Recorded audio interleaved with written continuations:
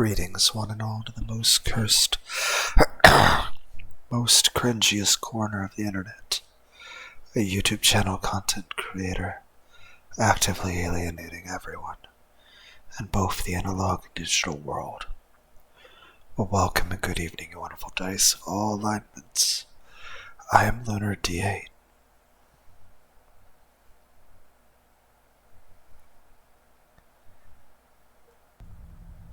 In 2023, the gaming industry faced significant challenges, resulting in over 10,000 skilled professionals being laid off. This period was marked by uncertainty and the daunting task of seeking new employment opportunities.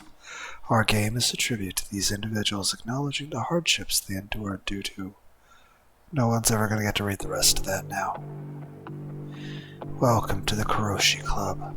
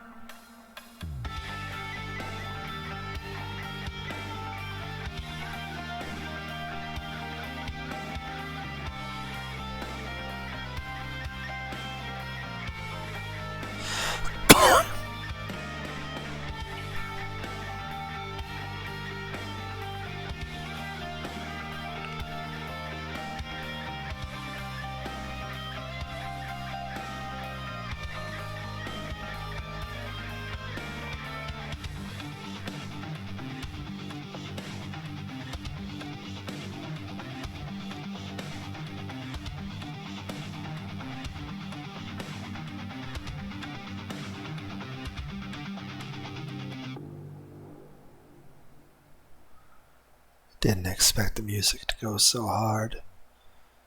I really liked that song.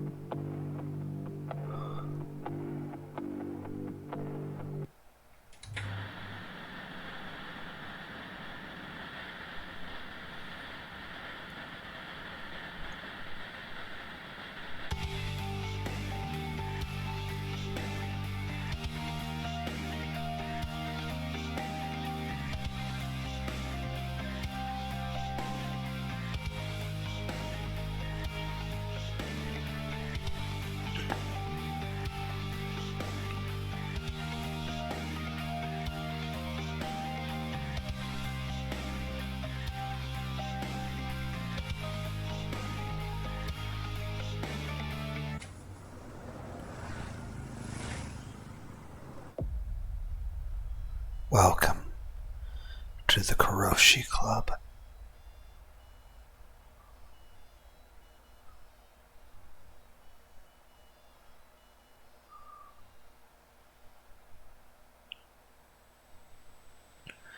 This is a story-driven game that does not have a save system. It requires you to complete your interview without any interruptions.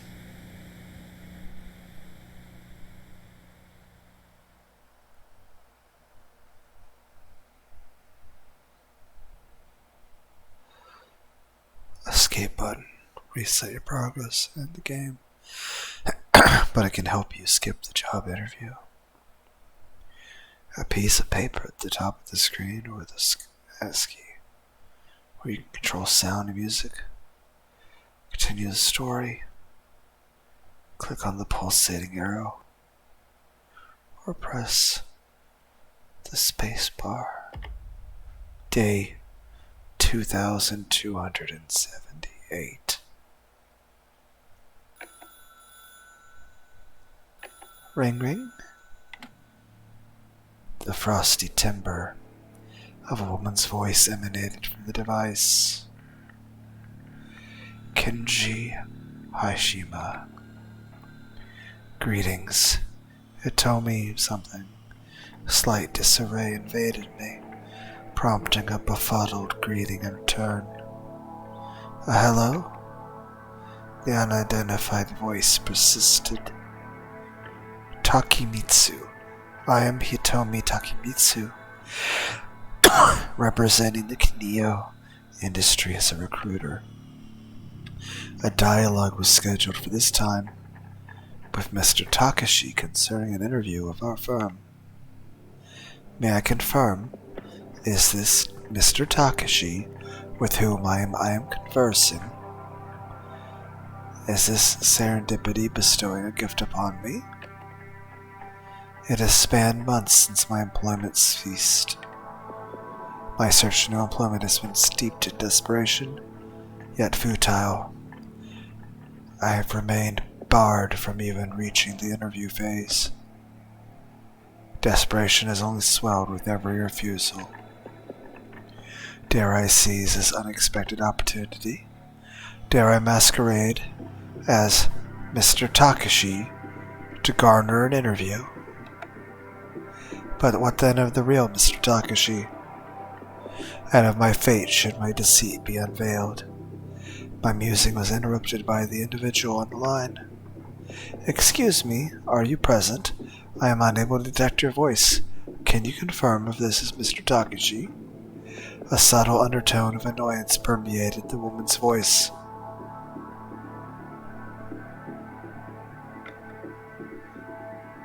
Yes, this is Mr. Takashi. My apologies for the delay. Acceptable. Ensure you recall our prior agreement that I would return your call post-review of your curriculum vitae. The superiors found your qualifications favorable, hence an interview has been arranged for you. Clear this Mr. Takashi possesses noteworthy skills. Fortuity graces me bestowing such a fortunate instance in time and space. Thank you very much. That was the sole utterance I could muster as a reply. Kindly present yourself at our office, detailed in the following address today. 111 Tsukuji Choku Tokyo. A personal discussion regarding the sales specialist roles await you. Farewell, Mr. Takashi. Yes, goodbye. Remarkable, you have accomplished it. Our first interview following a lengthy, barren few months. My apologies linger, Mr. Takashi. Albeit for unknown reasons, you did not answer your call. Fortuitous luck, it appears, hold significance in the job-seeking voyage. The only remaining hurdle is to navigate through a successful interview, provided they do not expel me upon uncovering my falsehood. Sometime later, boarding the subway, my mind swirled in the vortex of the imminent interview. An oppressive fear burgeoned within me. Fear of unmet expectations. fear of error, fear of initial perceptions, fear of refusal, fear of rivals, fear of the unfamiliar, and paramountly fear for the future. What does the future reserve for me? Barely slumbering once my former employment has thrust me into nearly a year's endeavor of job hunting. Anxiety and fear have manifested in persistent shadows ever present in my journey. Did you catch the latest? That doofus isn't waving the white flag yet. My despairing contemplations of job-seeking stark reality were interrupted by the casual dialogue of two women. He's tossed his resume back in the ring. No way he seriously thinks they'll give him a shot? What's this, his sixth swing at it? It seems their discourse about another individual similarly mired in futile job-seeking. Their discussion exacerbates my own apprehensions. Here's the kicker, he's smacked down every time with just one word. No. Eno keeping a straight face each time? It's a workout. What do you say we place bets on when this loser throws his hat in again? Does he get that with his track record? He's not even scrubbing floors there. With her rhetorical question, she succumbs to laughter. Her companion joins in, equally derisive in mirth. A bewildering unease envelops me. Overhearing such dialogue is far from the mental preparation I sought prior to my impending interview. Self-doubt accelerates my heartbeat. Panic looms menacingly close. My surroundings begin to oscillate before my eyes. Desperation for stability. Something steadfast consumes me. Even a moment's surrender would see me crumpled on the subway floor. Composure is imperative. A surge of nervousness compelled me to retrieve my resume. I scrutinized it, weighing my prospects anew. Attempting to conjure positive thoughts, my mind is infiltrated by even graver considerations than before. Is my current opportunity generally merited? It's mere luck, isn't it? Is this job truly necessary for me? Should I withdraw before potentially faltering? Is further experience necessary? Is previous rejection rooted in this? Am I deserving of employment? Am I adept for a role as a sales specialist? Questions mercilessly bore into my mind, yearning for answers.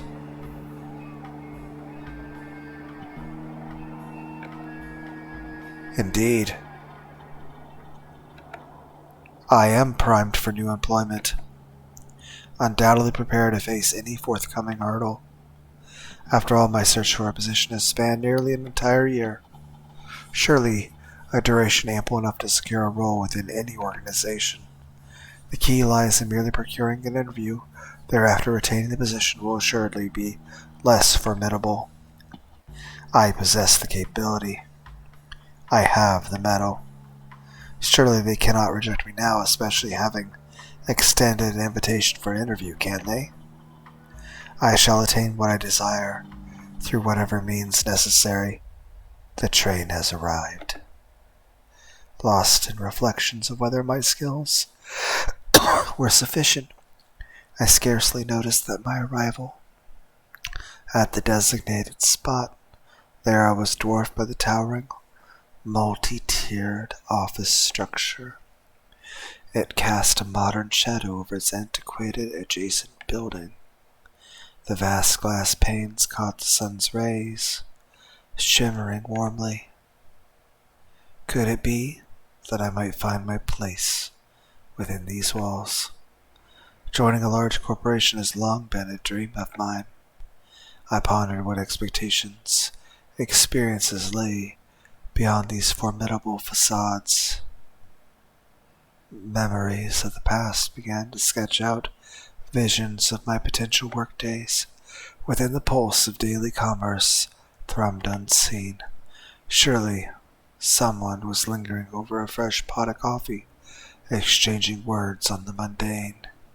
Others might be queuing for their turn at the communal printer, a bottleneck in their efficient day. And perhaps one or two sought refuge in the bathroom cubicle, stealing moments of respite. Such trivialities once wove the fabric of my own days. Now, amidst a job hunt stretching nearly a year, a sense of duality plagued me. Had I truly lived before this interlude, or had I diminished to a mere spectre of former vitality? Eagerly I anticipated stepping inside to soak in the ambiance. Do you guys say ambiance or ambience? If only for a moment. Observing the edifice and steeling myself for the forthcoming challenge, a tall girl's approach caught the corner of the eye. Hello, you must be Mr. Takashi, I presume. I guess this is the representative from the Kineo industry. It's critical now to maintain the facade I've crafted.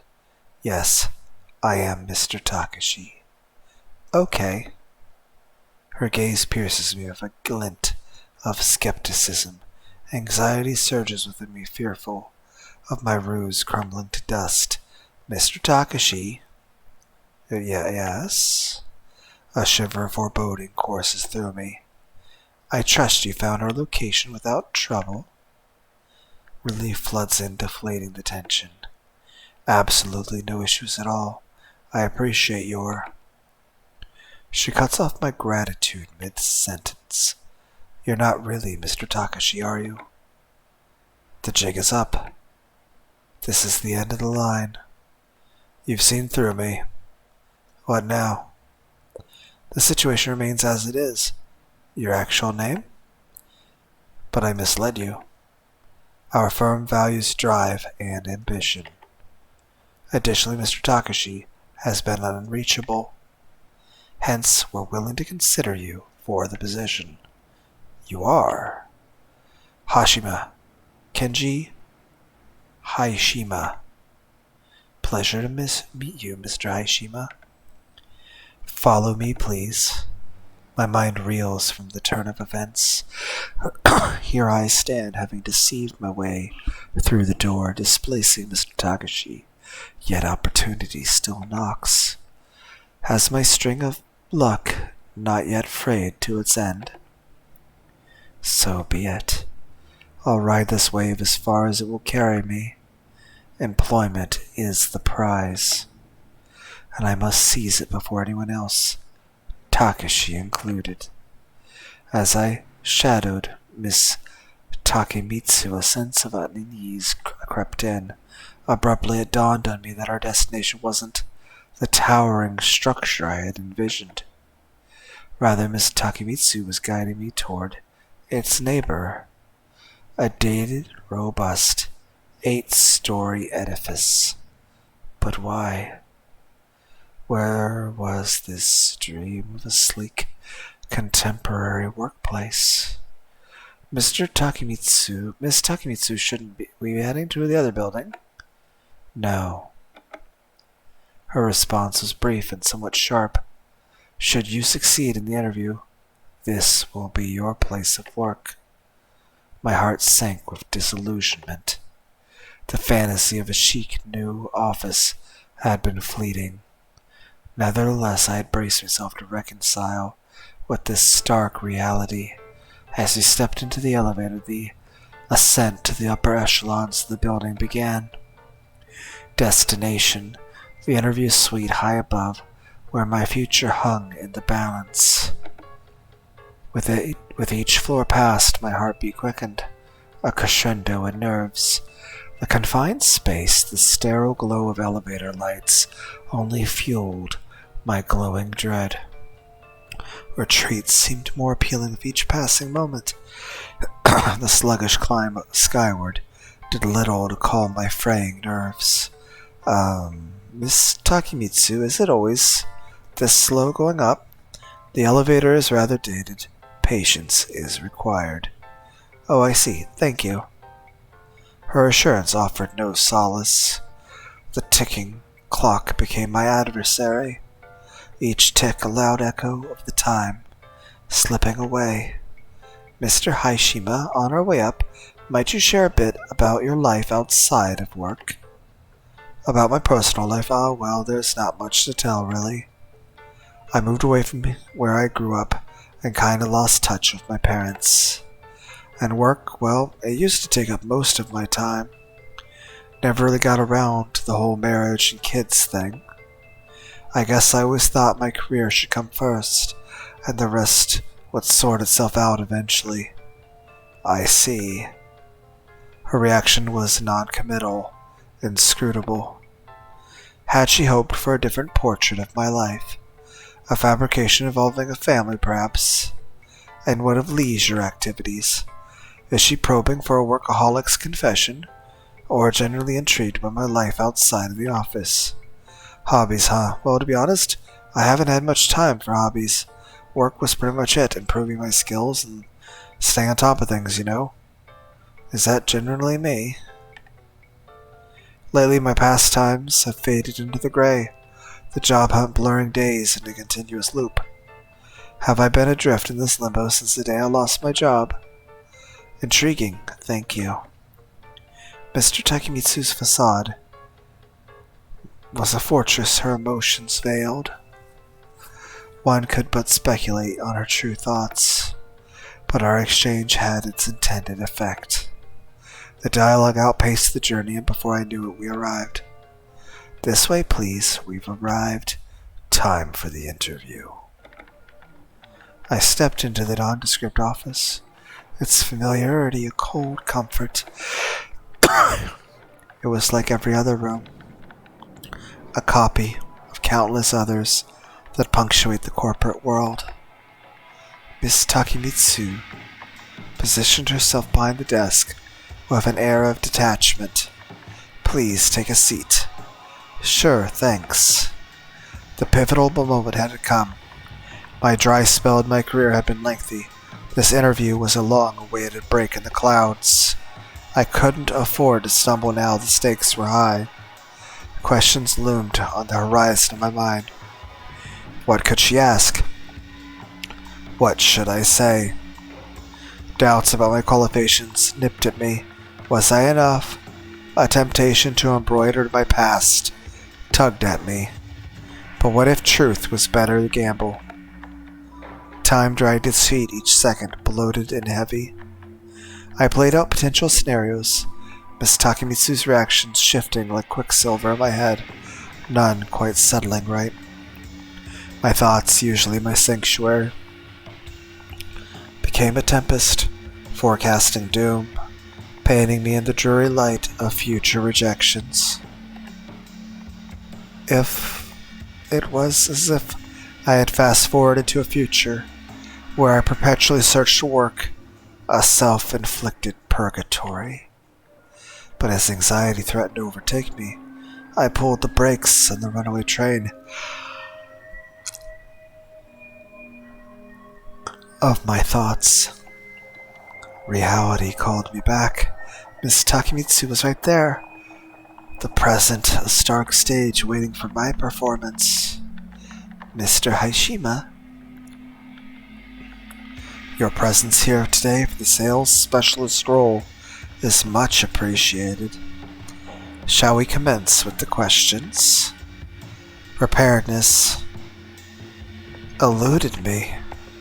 Sure, I'm ready. Excellent. My first question. Where do you envision yourself in a century's time? Dead. I mean,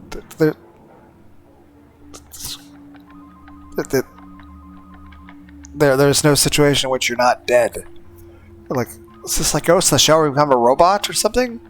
I mean, even if you were 20, 100 years, you're 120. I mean, there are very few people that ever would live to 120. A curveball question. In 100 years, the realm of impossibility, right? It was given an end to all, death as certain for me as for all. I mean, we could just say dead, or we'd be like,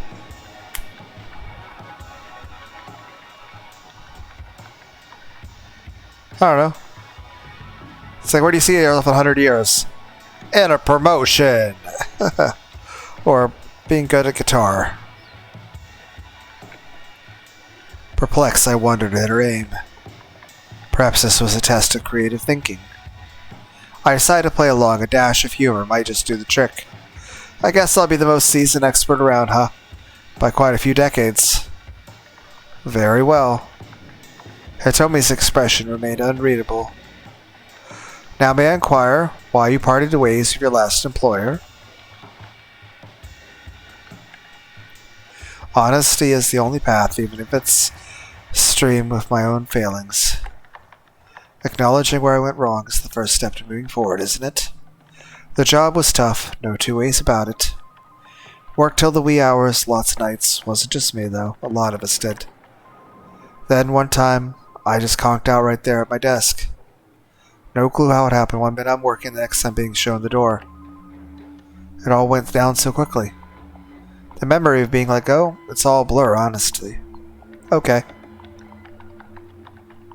Your employment gap is noteworthy. Please explain its length. The truth has its own stark clarity. The veil of fiction feels too weighty to drape over my narrative. My last position was an industry that's, well, not exactly booming. I was part of a small team making video games, a niche within a niche. I hit the job market aiming to stick with gaming, but it's been a tough sell lately. So I've widened my search, you know. I'm up for new challenges, willing to learn. Just looking for a place where I can dedicate myself, really dive in. Once I was all about the gaming life. Now I just want to work to be part of something. Success in this interview would lead you to the position of sales specialist. Can you tell me about any experience you have in sales? Now is the moment to sift through my memories for anything relevant. A bud of my own owns this quaint little shop. They deal in fresh produce and brews. There's time I had to step in for him, just temporarily. Clearly I'm not seasoned in sales, but that's not to say I can't pick it up. I'm quite keen on embracing new experiences. It's not uncommon for firms to look for fresh slates, people that can shape to their ways. Can I be a blank canvas upon their paint upon? What sort of critical decisions were demanded of you in your previous positions? Could you detail the most strenuous challenge you've encountered professionally? Crafting worlds within the digital realm is a feat of Sisyphean proportions. Indeed, the quandaries I've braved may appear trivial to the uninitiated bystander. With a hesitant resolve, I mustered the courage to speak. My tenure in the realm of game creation was fraught with trials. A tug-of-war started between the vision of our publisher and the heartbeat of our creative team. It was kind of tough, attempting to serve two sides and fulfill a duo of visions. Amidst this, the project's form morphed repeatedly, each iteration leeching our collective spirit. The most harrowing choice, to quell my own creative spirit and align with the publisher, all the while preserving the essence of our initial dream.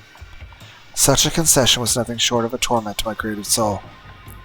Very well. It's common for unexpected developments to disrupt our schedules.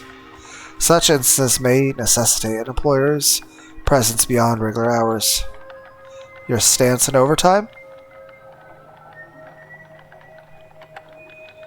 The undercurrents of her questions are clear, yet I must tread carefully, with truth as my compass. May I speak candidly, Miss Takemitsu? The prospect of persistent overtime is somewhat troubling to me. I understand that extraordinary circumstances require extra efforts to meet objectives. Yet habitual overtime might suggest deeper systemic issues within the organization. Moreover, adequate rest can be a crucible of innovation and maintaining a sharp focus on work. Thus, my preference leans toward a balance, steering clear of chronic overtime where feasible. Such honesty may not align with our expectations. Nevertheless, I stand by my conviction, voicing my sincere stance on this delicate matter. We've noted your perspective. There are individuals who, due to insufficient income, opt to take on multiple jobs simultaneously. Your views on juggling multiple employment roles.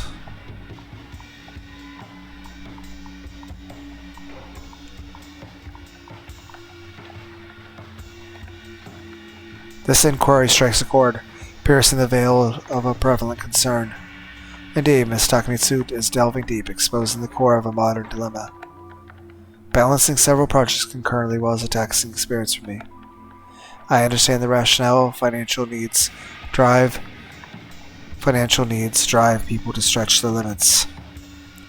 Yet I harbor concerns of the toll the dual employment exacts on an individual's time and vitality. Such strain can diminish focus and degrade life quality, ultimately impacting one's health adversely. And who better to understand that than someone in my shoes? In an ideal world, one would commit to a singular path and cultivate depth within it. Alas, time is an unyielding and finite master, with but 24 hours to dispense daily. Understood. Here's my final query. Your earnings and sales may be closely tied to your bonus acquisition. What lengths would you go to ensure you receive it? The prospect of a bonus is certainly appealing, yet the notion of succumbing to corporate pressure is far less enticing. My commitment is to achieve the objectives within the allotted work schedule, but not at the expense of my personal well-being or time. I aim to maintain a sustainable pace that supports both the company's goals and my team's needs. I previously stretched myself too thin, and what was the yield? Now, it's essential to prioritize a more balanced approach. I believe in my ability to navigate challenges, but with deliberation. Progress, measured and steady, is key. We've concluded our discussion. That completes our assessment for the sales specialist role. I have no further inquiries. May I ask the next steps? I will now proceed to communicate the outcome. So swiftly. Indeed, the dialogue has provided sufficient insight to determine you're fit for our team. I had been truthful to the extent of my abilities. I always believed that honesty could carve a path through any fortress of falsehood. I hope that Mr. Takamitsu would recognize and value that. Yes, perhaps I'm not a quintessential candidate, but I am reliable and earnest. Mr. Hashima, do you even grasp the gibberish you're spouting? The previously icy Takamitsu's tone had abruptly turned, tinged with an unsettling fervor. Excuse me. What are you implying? I've been meticulously monitoring how you respond to my inquiries. And I must express my disappointment. It was a catastrophe. Tell me, how can one be so unbearably truthful? You were telling almost only truth, weren't you? And you genuinely believe that this honesty would aid you? Huh? What's going on here? I was completely baffled by the unfolding events. Miss Takamitsu seemed to grit her teeth with every word she spoke, as if each sentence she formed was a laborious task, as though it pained her physically to utter these statements. Miss Takamitsu, is everything all right with you? Is everything all right with me? What do you think, I was at a loss for words. Decide to try a fresh tactic this time, did you, Kenji? You know how I detest all this? What did I do to deserve this? Why must you treat me this way? I am so confused. To confess my confusion would be an understatement. Something drastic had happened to Miss Takamitsu. I wasn't even sure I was still dealing with Miss Takamitsu. It was as if she were possessed by some sort of monster. As the thought crossed my mind, I noticed her transformation wasn't just behavioral. Her visage was distorting. A new set of eyes began to emerge from her flesh. She resembled more a gelatinous abomination than a human being. This is your doing. Petrified, I witnessed the impossible become reality. Meanwhile, Miss Takamitsu, or whatever she had become, loomed closer. Thank you for coming in. We'll be in touch. Congratulations. You've passed the interview. You're hired. Okay.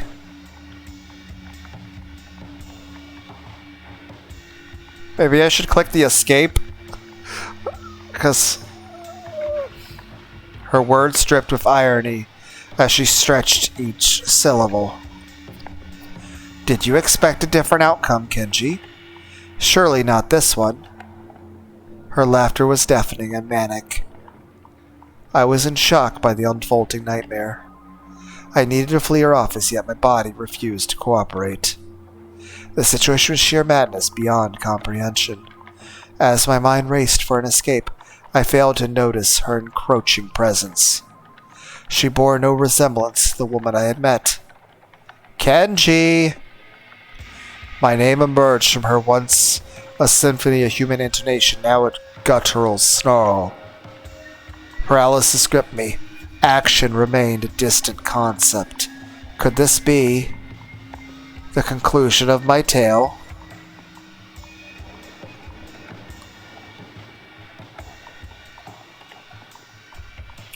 Oh, Kenji. You seem even more appetizing than usually. Am I dead? Pretty sure we're dead now.